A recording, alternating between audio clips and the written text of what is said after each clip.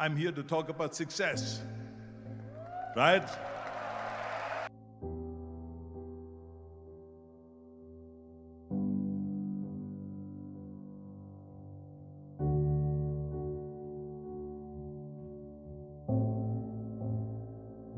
The first rule of success is to have a vision. You see, if you don't have a vision of where you go, and if you don't have a goal where you go, you drift around and you never end up anywhere. It's like you can have the best ship in the world, you can have the best airplane in the world. If the pilot or the captain doesn't know where to go, it would just drift around. It would not end up anywhere, or most likely in the wrong place. So I was very fortunate that I stumbled onto my vision. I mean, as you know, I was born in 1947 in Austria after the Second World War. And I didn't really like Austria when I grew up. I couldn't wait to get out of there. I couldn't see myself becoming a farmer or a worker in a factory or anything like that, even though my parents wanted me to stay there and have a normal life. My father wanted me to become a police officer like he was. My mother wanted me just to stay there and marry a girl with the name of Heidi, hopefully, and have a bunch of kids and run around like the Van Trapp family in The Sound of Music. But that was their vision, not mine. My vision was totally different. I felt that I was born for something special, for something unique, for something big. You know how great it felt that I knew where I was going? Imagine the majority of people don't know where they're going. When you have a goal, when you have a vision, everything becomes easy. Because remember that in America, for instance, when you study, you will see the percentage of people that like their jobs. 74% hate their job in America. Now, there is not much different when you come to Europe. The majority of people don't like what they're doing because they're really not doing it because they didn't have a goal and they followed this goal. They just aimlessly drift around, and then all of a sudden there's a job opening, so they get that job because you have to work. But then when you work, it's a chore. It's work. It's not fun. So if you think about, only a quarter of the people really enjoy what they're doing in life.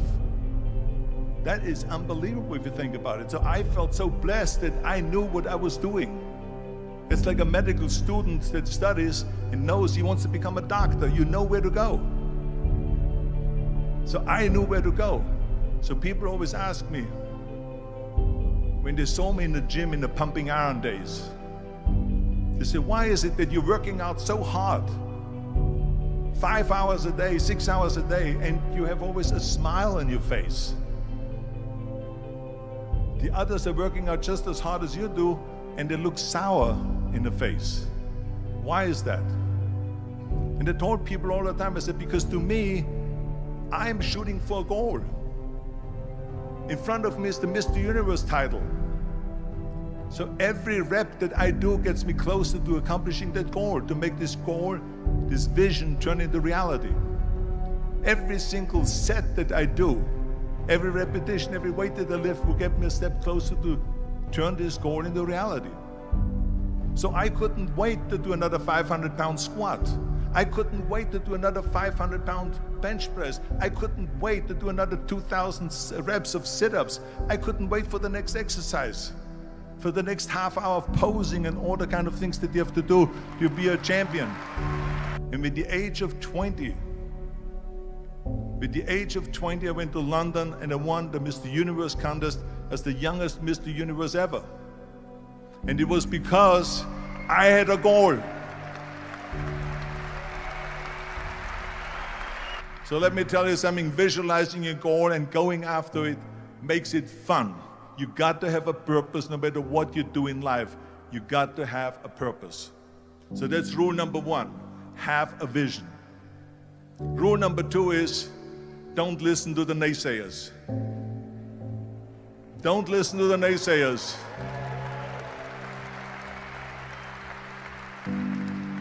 Everything I ever did, the thing that I heard out of people's mouth was, that's impossible. that can't be done or no.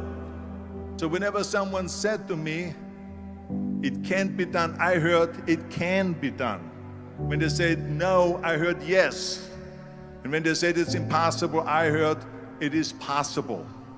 I'm a strong believer of what Nelson Mandela said, that everything is always impossible until someone does it. Well, I'm gonna be the one, I said to myself, I'm gonna do it and I'm gonna show it to them. Maybe it has never been done before. That's perfectly fine with me. But I'm gonna do it. And I did not listen to the naysayers. The next thing, the third point that I'm gonna make to you is, before we sit down with Jürgen and talk about the rest of the three, is work your ass off. There is no magic pill. There is no magic out there. You cannot get around. You have to work and work and work. And it drives me crazy when people say that they don't have enough time to go to the gym for 45 minutes a day and work out. Or to do something for 45 minutes to an hour a day to improve. If it is physically improve or if it is mentally to improve. Imagine you read 1 hour a day about history. How much you will learn after 365 hours in 1 year. Think about if you study about the history of musicians, of composers, how much you would know. Imagine if you would work on a business, on some business that you want to develop every day for an hour. Imagine how further along you will go and get. So it drives me nuts because when people say we don't have the time, we have 24 hours a day. We sleep 6 hours a day, so that gives you still 18 hours. So there's someone shaking their head out here in front. They say probably, I don't sleep 6 hours, I sleep 8 hours, right? Or just sleep faster.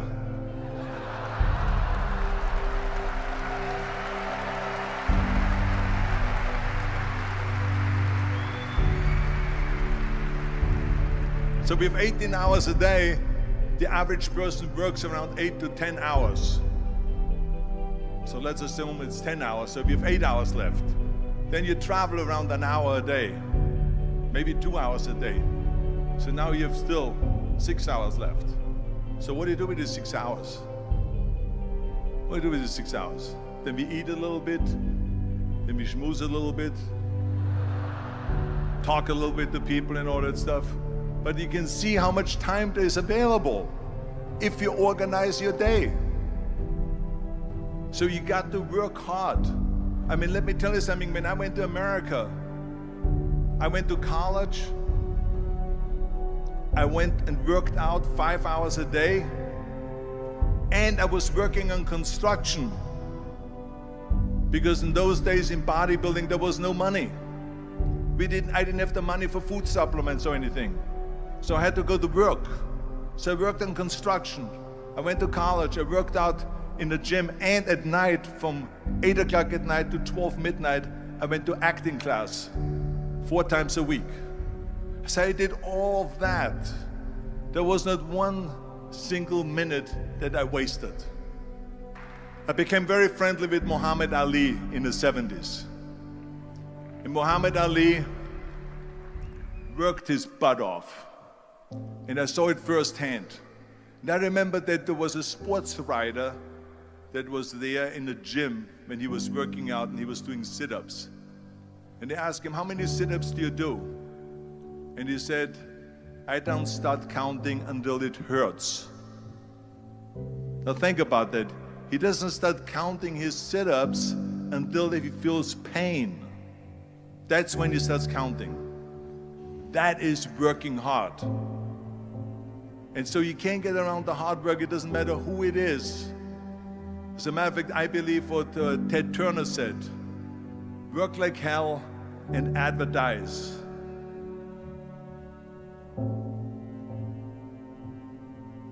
You get it? Work like hell, go to bed, and early to rise, work like hell and advertise. So you work your ass off, and then you let the world know about your work. That's what it is all about. Let people know. If you have a company, if you have a movie, if you do a sports, work your ass off, but then advertise and let everyone know. I hate Plan B. And I tell you why. Because we have so many doubters, as I've said earlier, the no-sayers. We have so many of those people that say no, and you can't do it, it's impossible. That is okay, because we just turn off, as I said earlier, and we listen and we hear the no being a yes. You can't do it, you can do it, and all of that. So that is possible to do that amongst all the negative people around you. But when you start doubting yourself, that's very dangerous. Because now what you're basically saying is that if my plan doesn't work, I have a fallback plan, I have a plan B. And that means that you start thinking about plan B, and every thought that you put into plan B, you're taking away now that thought and that energy from plan A.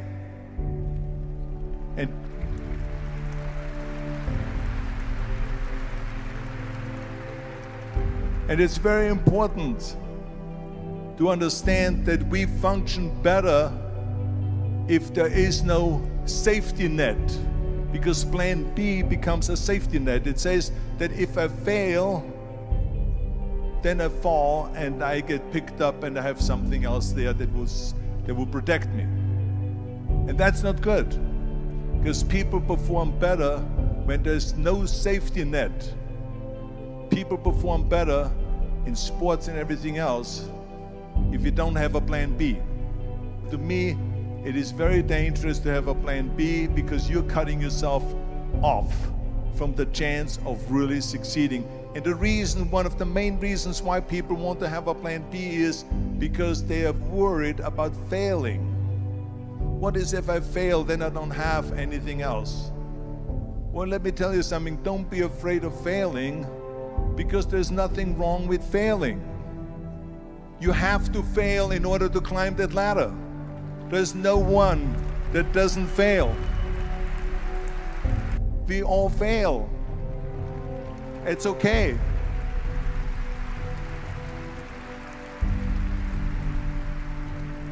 What is not okay is that when you fail, you stay down. Whoever stays down is a loser. And winners will fail and get up, fail and get up, fail and get up. You always get up. That is a winner. That is a winner. Hey, we all lose. We all have losses. This is okay. And this is why I say don't be worried about losing, because when you're afraid of losing, then you get frozen. You get stiff. You're not relaxed. You got to be, in order to perform well in anything, if it's in boxing or if it is on your job or with your thinking, is only happening when you relax. So relax. It's okay to fail. Let's just go all out and give it everything that you got. That's what it is all about. So don't be afraid to fail. This is one of my 6 rules to success. You can only feel complete as a person if you think about what can you do for your fellow member around you that maybe needs help. I felt like that. Everyone has a different motivation why you get into that.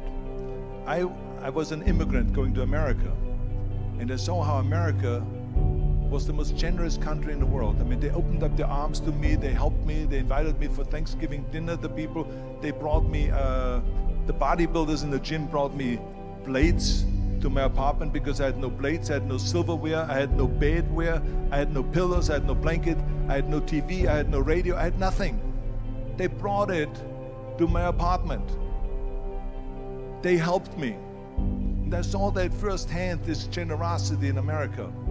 And I said to myself, as an immigrant that is being embraced with open arms, that I need to go and make sure that I give something back.